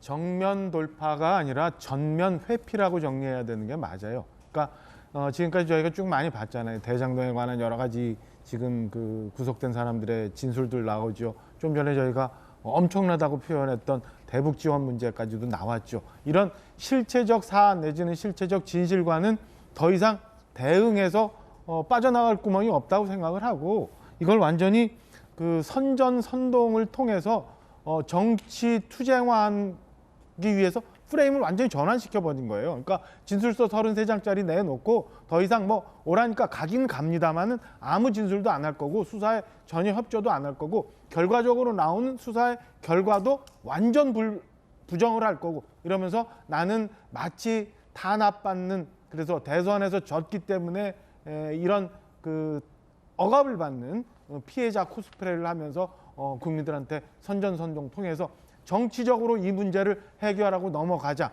실체적 사안으로는 도저히 대응할 수가 없다라는 결론을 내린 것 아닌가라는 생각이 듭니다. 그러니까 어제 기자회견에서 윤석열 검사 독재 정권의 장기 집권 뭐 이런 단어까지도 나오고요. 저는 이재명 대표가 더는 갈 수 없는 곳으로 가고 있기 때문에 진실을 얘기해서는 피할 수 없기 때문에 이거를 프레임을 완전히 전환시켜서 선전선동을 통해서 정치 문제로 해결을 하고 이를 통해서 피해 나가려고 하는 아주 지금까지 한 번도 보지 못했던 그런 정치인의 모습을 보여주고 있는 거다라고 생각을 합니다. 자, 민주당의 전재수 의원님은요? 그러니까 이제 일단은 사실상의 묵비권을 진술서를 제출함으로 인해서 사실상의 묵비권을 행사한 것이 아니냐, 당당하지 못한 거 아니냐, 뭐 자신 있다면 법리 논쟁도 하고 그러지 못할 이유가 뭐가 있느냐, 검사의 질문에 왜 대답하지 않냐, 왜 진술서로 가름했냐, 이제 이런 비판을 먼저 하시는데요. 이것은 대한민국 헌법 12조 2항이 부여하고 있는 권리입니다. 검사와 피의자는 대등한 위치에서 서로 공격하고 서로 방어를 해야 되는 것이죠. 불리하면 진술을 안 할 수 있는 것입니다. 이것은 비단 이재명 대표에게만 주어진 특혜적 권리가 아니고 대한민국 국민 모두에게 부여되어 있는 헌법적 권리라는 측면에서 이 말씀은 분명히 좀 드리고요. 범죄에 대한 소명은 검찰이 밝혀야 될 의무죠. 그것을 이제 혐의를 받는 피의자가 나 죄 없다 이렇게 밝히는 것이 아니고 검사가 밝히는 것이 대한민국의 형사사법체계의 대전제입니다. 그런 차원에서 충분히 이제 헌법이 부여하고 있는 권리를 행사한 것으로 저는 생각을 하고요. 지금 이 수사와 관련해서 칼자루는 검찰이 쥐고 있습니다. 예를 들어서 검찰이 이재명 대표에게 소환을 요구했는데 소환에 응한다면 포토라인에 서게 되는 겁니다. 그럼 포토라인에 서는 그 자체가 어떤 범죄를 마치 이제 범죄 혐의가 있는 것처럼 이제 그런 이미지를 만들거든요. 그리고 반대로 소환에 응하지 않을 경우에는 수사에 협조하지 않는 야당 대표다, 정치인이다, 이것은 특권이다, 또 이렇게 비판을 할 수가 있는 것이거든요. 그러니까 사실은 검찰이 칼자루를 쥐고서 이재명 대표는 칼날을 쥐고 있는 것이죠. 이러지도 못하고 저러지도 못하고 이렇게 선택하든 저렇게 선택하든 불리할 수밖에 없는 형국이다. 그런 말씀을 드리고 그 속에서 이제 선택할 수 있는 것은 사실은 이재명 대표가 그렇게 많지는 않습니다. 그런 차원의 하나를 말씀을 드리고요. 대선 패자가 아니었다면 만약에 이재명 대표가 0.7% 차이로 진 것이 아니고 0.7% 차이로 이겼다면 검사 60명, 80명이 동원돼 가지고 수사를 받겠습니까? 그 반대로 윤석열 현 대통령께서 대선에서 0.7% 차이로 이긴 것이 아니고 졌다면 주가 조작이라든지 양평 공공지구 문제라든지 잔고 위조 증명서 문제라든지 허위 이력, 허위 경력 문제라든지 이런 게 수사가 안 되고 그냥 넘어갔겠습니까? 이런 것이 있는 것이죠. 그렇기 때문에 검찰이 수사의 공정성에 의문이 제기되지 않게끔 공정하게 수사를 해야 되고 모든 피의자에게 부여되어 있는 헌법적 권리 또한 우리가 가볍게 여기지 않고 이런 부분들도 생각을 해볼 필요가 있다. 이 말씀을 드리도록 하겠습니다. 민주당은 장외 투쟁을 예고했습니다. 들어보시죠. 당 차원에서 윤석열 검사 독재 정권 규탄과 민생 파탄에 대한 국민 보고대회를 이번 주말에 서울에서 개최할 예정입니다. 또 주말에는 국민과 함께 하겠다는 것입니다. 이태원 참사 그리고 국민의 안전을 책임지지 못하는 이상민 탄핵시켜낼 수 있도록 국민에게 알려드리도록 하겠습니다. 이상민 행안부 장관은 사퇴해야 합니다. 윤석열 대통령의 아내를 윤석열 대통령의 부하들이 수사한들 그 결과를 누가 믿겠습니까? 김건희 특검을 수용하지 않는다면 윤석열 정권은 내로남불 대마왕 정권이 될 것입니다. 장외투쟁. 윤석열 정부 들어 이재명 당대표 체제 이후 당 지도부가 공식적으로 첫 번째 장외투쟁을 벌이는 셈인데 이게 시점이 이재명 대표의 소환과 묘하게 맞물려 있어서 오늘 이 장면을 보도하는 한겨레 신문 같은 경우에도 앞서 신문 브리핑에서 신문 읽어주는 남자가 지적했듯이 당내에서조차 방탄투쟁이냐 라는 이견도 나온다라는 한겨레 신문의 보도도 있습니다. 그럼 국민의힘에서는 이거 어떻게 생각할까요? 들어보시죠. 민주당의 전매 특허인 장외투쟁 카드까지 만지작거리는 걸 보니까 법리적 대응으로는 이재명 대표의 사법 리스크를 도저히 넘을 수 없다고 판단한 것 아닙니까? 이번에도 조국 사태 때처럼 서초동으로 몰려가 이재명 사랑해요를 외치려는가 봅니다. 우습지 않습니까? 민주당은 국민들의 돌팔매에 뼈라도 제대로 추릴 수 있겠습니까? 결국은 뭐 여러 가지 이상민 장관 탄핵과 김건희 특검도 있습니다만 이재명 대표에 대한 어쩌면 구속영장 청구 위기 국면과 맞물리면서 민주당이 장외투쟁 카드를 꺼내 들었다라고 보이는데요. 김남국 의원의 이야기가 흥미롭습니다. 이재명 대표가 물러나도 야당 탄압은 계속될 것이다. 그러니까 물러날 필요 없다라는 얘기겠죠. 들어보시죠. 그러면 이재명 당대표가 당대표직을 내려놓고 혼자 싸운다고 해서 그런 어떤 여러 가지 검찰의 야당 탄압이 없겠느냐라는 없어지겠느냐. 겁니다. 사법적인 잣대를 들이대면서 계속 수사를 하고 있는데 예. 그럼 그때마다 한 명씩 다 버리면서 그렇게 총선을 치를 수 있겠느냐라는 겁니다.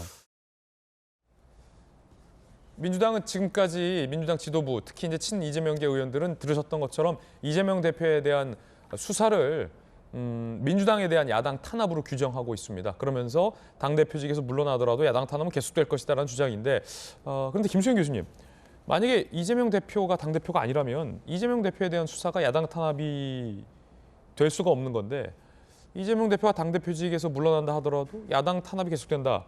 라는 김남국 의원의 취지는 어떤 뜻일까요? 그러니까 제가 볼 때는 이제 논리적으로 말이 안 되죠. 사실 지금 검찰은 계속해서 이게 야당에 대한 탄압이 아니라 토착 비리 수사이다라고 얘기를 하고 있잖아요. 그렇기 때문에 이재명 대표가 내려오면 당대표에서 그냥 본인이 성남시장 재직 시절에 했던 개인적인 어떤 비리 이런 것들을 수사하는 게 돼버리기 때문에 야당 탄압이라고 프레임하기가 어려운데 왜 저런 좀 앞뒤가 안 맞는 논리를 얘기하느냐. 저는 이제는 이 국회의원들이 자기를 위해서 이야기하기 시작했다. 이재명 대표라든가 민주당을 위해서라기보다는 이 사건과 관련해서 자신의 정치적 명운을 지금 걸었기 때문에 김남국 의원의 입장에서는 이재명 대표가 대표직에서 내려오면 안 되는 것이죠. 뭐 공천도 받아야 될 테고 여러 가지 자기의 정치적인 이해관계가 여기 얽혀 있는데 그냥 여기서 이재명 대표가 내려와 버리면 자기의 정치적 생명도 어려워져서 이제는 민주당 내 국회의원들도 뭐 친명이냐 비명이냐에 따라서 자기의 이해관계를 마치 이재명 대표를 걱정하고 야당 탄압을 걱정하는 방향으로 얘기하고는 있지만 다 자기 얘기를 하고 있다라는 생각이 들고요. 또 이거 조금 아까 얘기한 거긴 하지만 그 묵비권 행사와 관련해서 그 묵비권을 그래서 행사했다라는 건지 안 했다라는 건지 모르겠어요. 사실 묵비권 행사는 헌법이 보장하는 권리다라고 이야기를 하고 있지만 또 이재명 대표는 이렇게 잘 협조하고 있지 않느냐라고 얘기하거든요. 둘이 언어 도단이에요. 묵비권을 행사하면서 검찰에 협조를 할 수는 없는 거거든요. 그렇기 때문에 술은 마셨지만 음주운전은 아니다라는 이런 좀 희귀한 논리가 만들어지는 것이고 또 패자기 때문에 내가 검찰에 나가겠다, 옳은 대로 가겠다라고 얘기를 하는데 그렇다면 역으로 만약에 나중에 유죄가 나와요.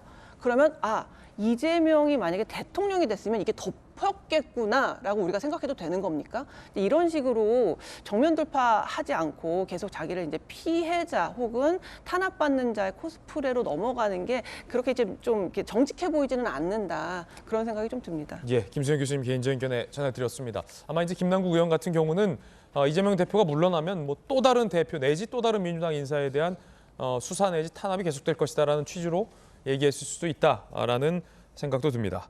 뜨거운 소식 이번엔 준비했는데요. 세 가지 소식 엄선했습니다. 하나씩 살펴보시죠. 첫 번째는 김의겸 의원, 대통령실이 김의겸 의원을 고발했습니다. 악의적이다, 묵과하기 어렵다라는 겁니다. 함께 보시죠. 최소한의 사실관계도 없는 상태에서 단정적인 가짜뉴스를 반복 공표했다. 오히려 국민의 알 권리를 침해했다. 고발 환영 운운하며 조롱하는 것 2차 가해로서 묵과하기 어렵다. 서울경찰청의 명예훼손 혐의로 고발을 했습니다. 장경태에 이어 야당 의원 고발은 두 번째 사례입니다. 김의겸 의원은 김건희 여사가 또 다른 주가 조작 의혹과 연관이 돼 있다라고 의혹을 제기했는데 이에 대해서 대통령실에서 악의적인 거짓 유포다라며 명예훼손 혐의로 고발을 한 건입니다. 김의겸 의원의 이야기, 이에 대한 반응인데요. 들어보시죠.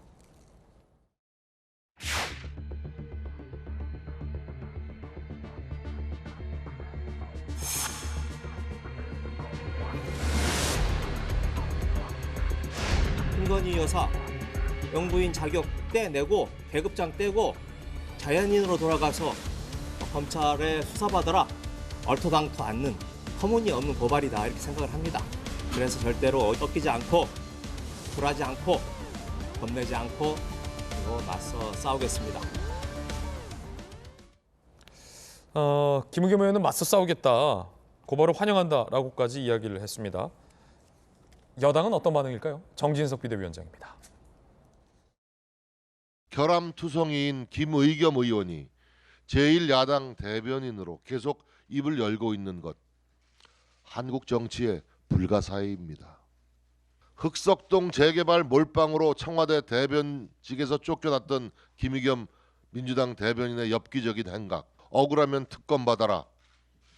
이게 도대체 어디에서 배운 행패입니까? 어디서 배운 행패냐라는 이야기까지 꺼내 들었습니다. 결국은 이제 우리 주식이라는 곳에 우리 기술이라는 곳에 또 다른 주가 조작과 관련돼서 연관이 있는 것 아니냐라는 건데, 대통령실의 입장은 그 우리 기술이라는 것이 주가 조작이라고 단정할 수도 없는 것이고, 김건희 여사가 이 사건에 대해서 인지하지 못했는데도 불구하고 마치 또 다른 주가 조작이 있었고 이를 인지하고 여기에 가담했던 것처럼 김의겸 의원이 거짓 사실 유포했다라는 게 대통령실의 강한 비판 대목인데, 도이치모터스 주가 조작 의혹과 별개로 혹시 김의겸 의원이 주장하고 있는 이번 건에 대해서 혹시 사실관계를 별도로 확인을 해보시거나 아니면 지난번 뭐 청담동 때처럼 어디서 뭐 제보를 받거나 하신 별도의 뭐 그런 사항이 있습니까? 왜냐하면 대통령실이 강하게 아니라고 부인을 하고 있는 상황이라. 이번 건은 아마 청담동 술자리하고는 조금 좀 차이는 있는 것 같습니다. 예를 들면 오늘 그 아침 일찍 이제 보도된 바에 의하면은 도이치모터스 주가 조작 사건에 가담했던 선수들, 그러니까 사고 팔고 하는 이 선수들이 있거든요. 그러니까 주가 조작을 하려면 세 가지 구성 요소가 있어야 되는데, 첫 번째는 돈을 대는 전주가 있어야 되고, 두 번째는 내부 정보에 정통한 사람이 있어야 되고, 세 번째는 이제 주식을 사고 팔고 하는 선수들이 있어야 되는데, 이 선수로 도이치모터스 주가 조작의 선수로 뛰었던 사람 중에 한 명이 우리기술이라는 주식의 주가 조작에 가담을 해가지고 최근에 뭐 징역 6년인가 받았다라는 그런 보도가 있나 봅니다. 그러니까 우리기술도 말하자면 주가 조작에 연루된 주식으로 볼 수가 있는 것이고, 거기에 말하자면 영부인과 영부인의 모친되는 분의 계좌가 활용됐다는 것이거든요. 그러니까 이것은 뭐냐면 언론이 취재를 해가지고 보도한 내용입니다. 그리고 이렇게 취재해서 보도한 내용을 말하자면 김의겸 대변인이 이제 공표를 하신 것이죠. 그러면은 정확하게 허위 사실 명예훼손으로 걸려면은 이제 언론사를 이제 해야 되는 것인데, 그 언론 보도 내용을 인용한 대변인을 사실은 명예훼손 혐의로 고소 고발을 하는 것이 과연 이게 맞느냐? 그리고 이것이 과연 그 고소 고발의 주체가 그러면 대통령실이 또 돼야 되느냐, 본인이 아니고, 이런 문제도 좀 있는 것 같습니다. 이것은 자본주의 시장 경제 질서를 심각하게 붕괴시키는 주가 조작 사건은 엄단해야 됩니다. 더더구나 도이치모터스 주가 조작 사건과 관련해서는 사실은 범죄 혐의가 차고 넘치거든요. 지금 피의자들 그 1심 판결이 나왔는데 유죄를 받은 이 피의자들의 범죄 일람표를 보게 되면 사실은 김건희 여사와 관련된 내용들이 너무 많습니다. 그다음에 최근에 진행된 재판 과정에서도 공판 검사의 입을 통해 가지고 이 주가 조작 혐의에 대해서 사실은 증거들이 너무나 많이 차고 넘침에도 불구하고 검찰이 수사도 안 하죠. 뭐 결론을 내지를 않고 있는 것이거든. 그렇기 때문에 이 문제에 대해서 과연 윤석열 대통령이 대선에서 당선되지 않고 만약에 대선에서 졌다면 지금 대통령과 영부인의 위치가 아니라면 과연 이렇게 중대한 자본주의 시장 경제 질서를 붕괴시킬 수 있는 주가 조작 사건 수사 안 할까? 이런 이제 의문이 있는 것이죠. 그러다 보니까 이게 수사가 공정하냐 이런 이제 의문을 가질 수밖에 없는 것이죠. 저는 빨리 수사의 공정성을 위해서라도 수사를 하는 것이 맞다 이렇게 생각을 합니다. 그러니까 김우겸 의원이 지금까지 제기했었던 뭐 청담동 주점 의혹이랄지 뭐 그것도 계속 사과를 하지 않고 있는데 뭐 여러 가지 허위 사실과는 이번 건은 좀 다르다라는 말씀이신데 이런 금융범죄 수사를 전문으로 또 하셨던 김광삼 변호사께서 보시기엔 대통령실 말이 맞나요? 김우겸 의원의 의혹 제기가 맞습니까? 일단 뭐 도이치모터스 관련된 주가 조작 이것은 모르겠어요. 아직 이제 검찰 결과 안 나오니까 뭐 일단 통장 같은 그런 것들을 계좌를 이제 쓴 것은 어느 정도 맞지 않나 싶어요. 근데 이제 주가 조작의 죄가 성립되려고 하려면 우리가 어떤 계좌를 줄 때 그 사람이 주가 조작이라는 걸 고지를 않고 계좌를 좀 빌려달라. 그래서 써서 수익을 내주겠다 하면 사실 주가 조작 사실 알았냐 몰랐냐 이게 중요한 건데 아마 전에 이제 문재인 정부 때 검사들이 수사를 했는데 이제 당시 주가 조작의 주범인 이제 권우수 회장, 전 회장 이런 사람들이 기소를 했는데 아마 그 사람들이 김건희 여사가 이 주가 조작 내용을 알고 있으면서 우리한테 계좌를 줬다 이 내용은 얘기 안 한 것 같아요. 그러다 보니까 그 당시 이제 기소가 안 돼서 이제 아직도 수사를 하고 있는 건지 이번에 김우겸 의원이 제기한 의혹은요? 근데 이제 이번 김우겸 의원이 제기한 것은 공판전에서 나왔다는 얘기 아니에요. 근데 그것도 이게 좀 정확하지가 않아요. 어느 기자가 그걸 가져다 썼는데 우리 기술과 관련된 주식을 뭐 매도를 했다는 거지 이게 주가 조작과 관련했고 어떻게 했다는 내용이 아니거든요. 우리 기술 그 주가도 주가 조작이다라고 공판에서 명확하게 나온 게 아니에요? 그렇죠. 그러면 이걸 매도만 한 걸로 과연 주가 조작을 볼 수 있는 건 아니잖아요. 그러면 우리가 살면서 주식하는 사람들은 항상 주식 샀다 팔았다 하는 거예요. 그러면 김건희 여사와 관련해서 도이치모터스와 관련된 거에 대해서는 김영욱 의원이 그런 식으로 얘기한다면 뭐 할 수 있는 얘기지만 그냥 가지고 있는 주식 중에서 뭐 우리 기술과 관련돼서 주식을 매도했다, 뭐 매수했다 이거 자체만 가지고는 주가 조작과 연관성을 뭐 보기 어려운데 이걸 아예 주가 조작한 것처럼 그런 식으로 이제 얘기를 해버리니까 대통령실 입장에서는 굉장히 이제 분개를 한 거죠. 그런데 김영욱 의원이 이번에 처음이었다면 모르겠는데 이전에도 뭐 이재정, 이유대사, 청담동 아주 이게 몇 번 했잖아요. 그럼 우리가 이걸 뭐라고 불러요? 일반적으로 상습적이라고 부르잖아요. 그리고 그 내용 자체를 보면 다 허위로 드러났단 말이에요. 그러면 허위인지를 조금만 조사를 해보면 알 수 있는데 그걸 모른 척하고 했다. 그러면 이걸 우리 뭐라고 불러요? 악의적이라고 부르죠. 그리고 김우겸 의원의 행태를 보면 상습적이면서 악의적이다. 이렇게 대통령실은 보고 있는 거예요. 더 이상은 묵과할 수 없고 여기서 멈추도록 해야겠다 하면서 고발을 한 거죠. 예, 다양한 분들의 의견 전해드리고 있습니다. 뜨거운 소식, 두 번째 소식 만나보시죠. 오세훈 시장, 그리고 김어준 씨. 오세훈 시장이 김어준 씨에 대해서 비판을 했습니다. 들어보시죠. 국민 세금으로 운영되는 TBS에서 공영방송을 장난감 가지고 놀듯이 특정 정당, 그중에서도 또 특정 정파의 논리를 옹호하고 전파하는데 애 많이 쓰셨고요. 수고하셨다 하는 말씀 드리고 싶습니다. 오세훈 시장의 뼈 있는 비판이었군요. 세 번째 소식, 뜨거운 소식 함께하고 있습니다. 세 번째 소식 만나보시죠.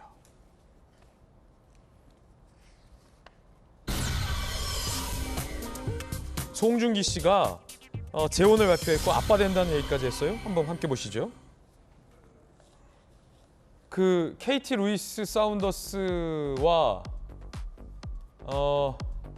교제 사실, 혼인 신고, 임신 사실, 어마어마한 사실이 세 가지가 한꺼번에 저는 감당이 안 돼요. 김소영 교수님. 네, 다 맞아요?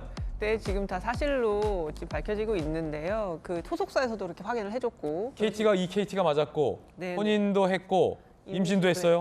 당초 축하드립니다. 그 공항에서 둘이 입국하는 사진이 찍혔을 때 이제 여성들은 혹시 임신한 거 아니냐라는 그 이제 생각을 했었던 게 이제 그 저 부인 되시는 저 분이 배에 손을 얹고 있었거든요. 그래서 임신 아니야라는 생각했는데 그게 사실로 이제 확인이 된 거죠. 그래서 이제 일사천리로 아주 혼인 신고까지 하고 아이를 가지게 됐다는 것까지 아니, 이제 어떻게 소속사에서 만났어요, 두 발표를 분이? 했습니다. 뭐 영화 관련해서 드라마 관련해서 어떤 뭐 언어 선생님으로 뭐 만났다는 이야기들도 있고요. 뭐 여러 가지. 언어. 이탈리아 배경으로 하는 드라마를 찍은 적이 있는데 그때 이제 이 도움을 줬다고 해요. 뭐 그런 인연으로 만나서 교제를 하게 됐다라는 얘기도 있는데 송중기 씨가 워낙에 뭐 큰 한류 스타이기도 하고 뭐 여성들이 워낙에 관심 많이 갖고 있는 스타라서 사실 뭐 누구랑 재혼을 할까 이미 송혜교 씨와의 첫 번째 결혼도 아주 화제였지만 또 재혼을 또 누구랑 할까도 관심이었는데 이렇게 전격적으로 혼인신고에 아이까지 가졌다라는 발표가 돼서 이제 굉장히 화제가 되고 있습니다. 예. KT의 출산 준비 모습까지 한 매체가 포착을 했다고 합니다. 디스패치인데요. 함께 보시죠. 이 디스패치가 3개로 가고 있어요. KT가 임신하자 그녀의 부모까지 이제 한국으로 불렀다라는 보도고요. KT와 KT의 친정 식구들이 새로 이사한 200억 원대 이태원 집에서 가정을 이루고 있다. 한국에서 이제 신혼집이 마련됐군요. KT 사운더스는 이제 한국으로 시집을 오게 됐다. 그런데 또 영국과 한국을 오가면서 생활할 것이다. 소속사는 이렇게 얘기하고 있고요. 도산공원에 있는 한 매장에서 엄마와 함께 유아용품을 미리 둘러보기도 했다라는 모습도 보도가 되고 있습니다. 어쨌든 축하드립니다. 행복하게 잘 사시길. 또 많은 팬들이 두 분 다 있기 때문에 많은 팬들이 응원하고 있을 것 같습니다. 세 번째 얘기입니다. 유승민 전 의원이 전당대회 안 나온다고 합니다. 조금 전 불출마 선언을 했습니다. 뉴스 속보도 전해드리겠고요. 세 번째 이야기의 주제도 공개하겠습니다. 나경원 빠지면서 빽빽해진 승부, 그리고 유승민도 빠졌습니다. 속보 전해드립니다. 유승민 전 의원이 이번 전당대회에 불출마를 선언했습니다. 측근들은 뭐 나갈 것이다라는 전망, 관측도 내놨는데 유승민 전 의원 본인이 명확하게 이번 전당대회는 불출마하겠다고 선언했습니다. 그러면서 아무 의미 없기 때문에 안 나간다라는 이야기도 덧붙였습니다. 충분히 생각을 했지만 나가는 게 아무 의미 없다라고 결론했다는 건데 이게 어떤 뜻일지, 나가봤자 진다는 걸지, 나가도 당선 가능성이 없다는 얘기인지, 민심만 보고 세기를 개척하겠다, 폭정을 막겠다라고 역시 윤석열 정부를 비판을 했습니다. 폭정이라고 표현을 했어요. 박정수 어떻게 보십니까? 폭정을 막겠다, 세기를 개척하겠다, 나가는 게 아무 의미 없다, 안 나간다. 뭐 얼마 전부터 사실은 유승민 전 대표의 출마 관련해서 여러분들이 말씀들이 많이 있었는데요. 개인적으로는 저는 출마를 강행하지 않을 거라고 추측을 하고 주변 뭐 문의 들어오는 분들한테 얘기를 했었는데 그렇게 판단을 하신 것 같아요. 지금 보는 것처럼 그 충분히 생각했고 아무 의미가 없다는 결론. 이거 보면은 지금 전당대회 구도상에서 출마를 해봐야 좋은 결과가 없을 수밖에 없는 상황이고, 인내하면서 때를 기다리겠다고 하는 거는 언젠가 본인이 갖고 있는 캐릭터나 정치적 기반이 당에 혹은 아니면 당에 남아 있으면서 이 지금 비춰지는 친윤계의 문제들을 좀 지적하는 그런 역할을 하면서 언젠가는 때가 올 거라고 기다리는 게 맞지 않나라고 판단을 한 것 같아요. 그래서 저희 당 전당대회 3월 8일 날 시작이 되고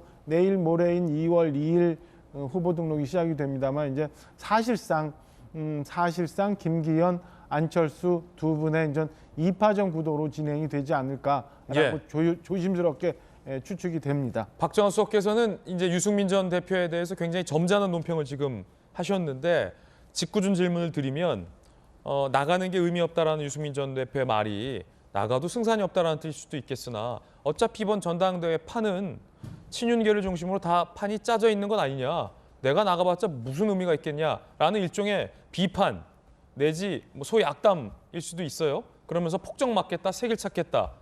자, 어떻게 보십니까? 그 전에 있었던 유승민 전 대표의 발언을 보면은 수위를 넘어가는 그런 발언들이 많이 있었는데 저는 오히려 오늘 지금 이 불출마를 선언하는 이 글은 오히려 그때보다는 조금 정제되어 있는 것 아닌가라는 생각이 들어요. 오히려 그래서 표현은 폭정이라고 표현을 했습니다마는 안에서 지금 현재 가고 있는 이 구도 하에서는 아무 의미 없다라기보다는 지금 가서 또다시 내가 상처를 받는 것보다는 차기의 때를 기다리는 게 맞다라고 생각한 것 아닌가라고 저는 더 그쪽에 무게를 두면서 해석을 좀 하고 싶습니다. 그러니까 유승민 전 대표의 이번 글은 지금까지 했던 발언들에 비하면 점잖은 쪽이다. 저는 뭐 그렇게 보여지네요. 네. 그래서 점잖은 논평. 여론조사 보시죠.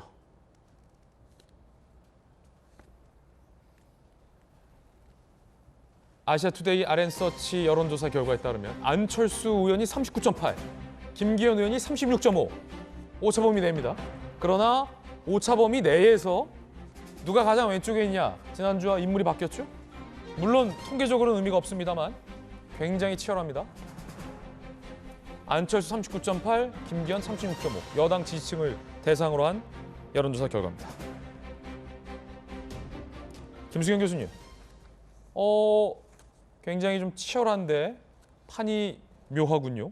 그러게요. 지금 안철수 의원이 어쨌든 수치상으로는 조금 높게 나오는 걸로 되어 있습니다. 지금 김기현 의원 같은 경우에 제가 지금 좀 우려하는 바는 이제 친윤, 나는 윤석열 정부의 성공을 가장 잘 보필할 사람이고 나는 대선에 나올 사람도 아니기 때문에 철저하게 윤석열 정부를 위할 사람이다라는 걸 처음부터 지금까지 일관되게 밀고 있는데 사실 그래서 총선을 어떻게 이길 것인가에 대한 비전은 좀 나오지 않고 있어요. 그래서 처음에는 뭐 김장연대다 해가지고 윤심은 나에게 있다고 했다가 또 그 다음에는 또 김장철 지났다라고 해가지고 또 선을 그었다가 약간 갈팡질팡하면서 지금 가장 내세우고 있는 거는 어쨌든 윤심은 나에게 있다. 윤 정부의 성공을 바라는 사람은 나다라는 것만 얘기를 하다 보니까. 근데 윤심은 누구에게 있는 거예요? 두 분 중에? 사실 뭐 그거는 알 수 없지만 일단 언론에 보도되고 본인이 또 스스로 자임하기로는 윤 정부는 나와 더 궁합이 잘 맞는다고 김기현 의원은 계속해서 주장을 하고 있죠. 사실 뭐 안철수 의원이 그렇다고 반윤이냐 그런 것도 아닌데. 거기서 말하는 김기현 의원의 윤심은 윤 대통령의 윤심입니까? 아니면 장제원 의원의 윤심입니까? 알 수 없죠. 알 수 없지만 초반에는 장제원 의원을 경유해서 윤심이 나에게 있다라는 거를 경유해서 흥미로운 표현이군요.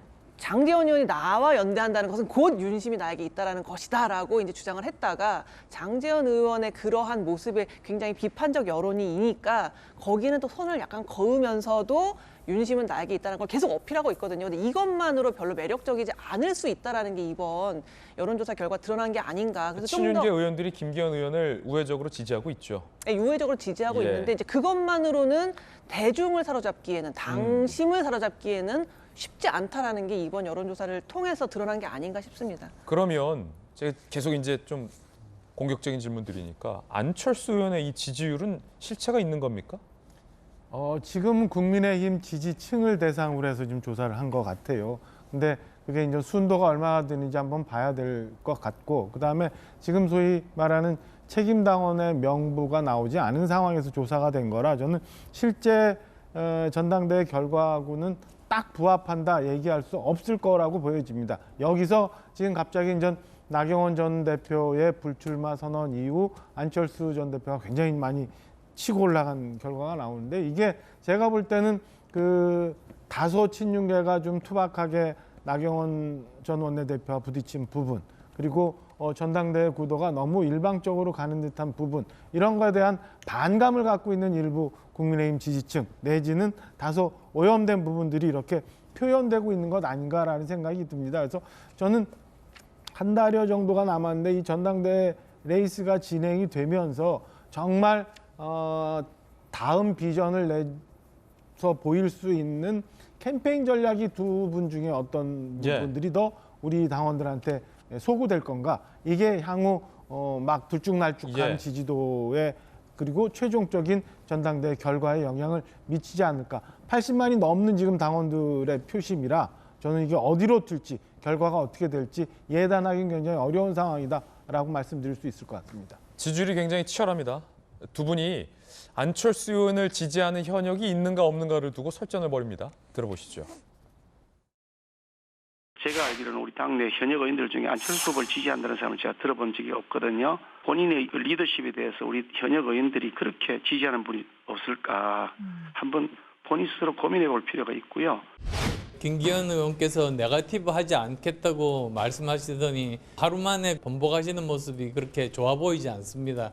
여러 의원분들이 사실은 지지 의사도 표명하셨습니다. 안철수 의원을 지지하는 현역 의원이 없습니까? 많습니까? 박수석. 제가 저기 중앙 당직을 맡고 있어서 이런 얘기하기가 참 부담스러운데. 꼭 난감하면 당직 얘기하시더라고요. 중앙 당직 어떤 거요? 제가 지금 수석 대변인 하고 있으니까 그냥 대변인도 아니고 수석 대변인이라. 조금이라도 영향을 미칠 수 있는 말씀 드리면 안 되잖아요. 수석 대변인 임기 언제까지입니까?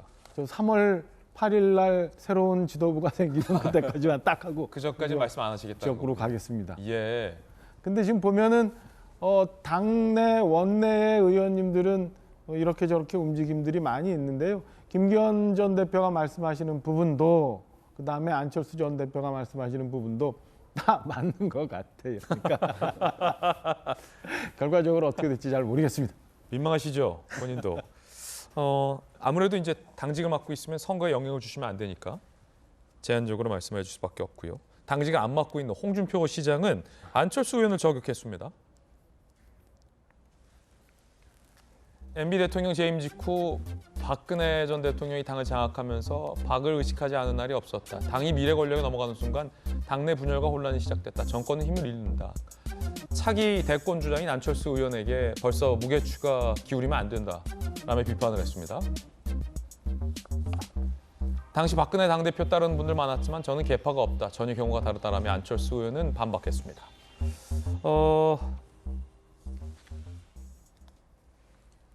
윤심은 안철수 의원에게 있습니까? 없습니까? 지금 대통령 마음은 국민들 속에 있는 것 같아요. 뭐 윤심이 어디 특정인을 향해 이렇게 있는 것 같지는 국민에게 않고. 있다고요, 윤심이? 어제도 보니까 뭐 이렇게 지금 어려운 난방비 걱정 때문에 예비비에서 막 최근에 대통령과 오찬하셨죠, 박수석? 지난주 가서 뵀어요. 예. 윤심은 어디에 있던가요, 박수석께서 보시기에? 김기현 의원에게 있습니까? 안철수 의원에게 있습니까? 윤심은 국민의힘에 있고요. 그다음에 우리 지금 고생하고 계시는 국민들한테 가 계신 것 같아요. 예. 신경쓰이 없게 들립니다. 그 가운데 안철수 의원이 해진 양말, 다 해진 양말을 들어 올리기도 했습니다. 이건 어떤 장면일까요? 함께 보시죠. 안철수 의원님의 사진을 봤는데 구멍난 양말을 너무 마음이 아파서 제가 양말 예. 앉아서 할머님 말씀을 듣는데 제 구멍난 양말 그 사진이 그대로 나온 거예요. 제가 물건들을 굉장히 아껴서 씁니다. 주로 제 양말들이 보면 거의 구멍나기 직전에 그런 양말들이 많거든요. 이쪽은 좀 덜하네요. 물건 아껴야죠. 없이 지나는 사람들도 있는데. 그래서 모으고 모아서 1,500원 기부했습니다.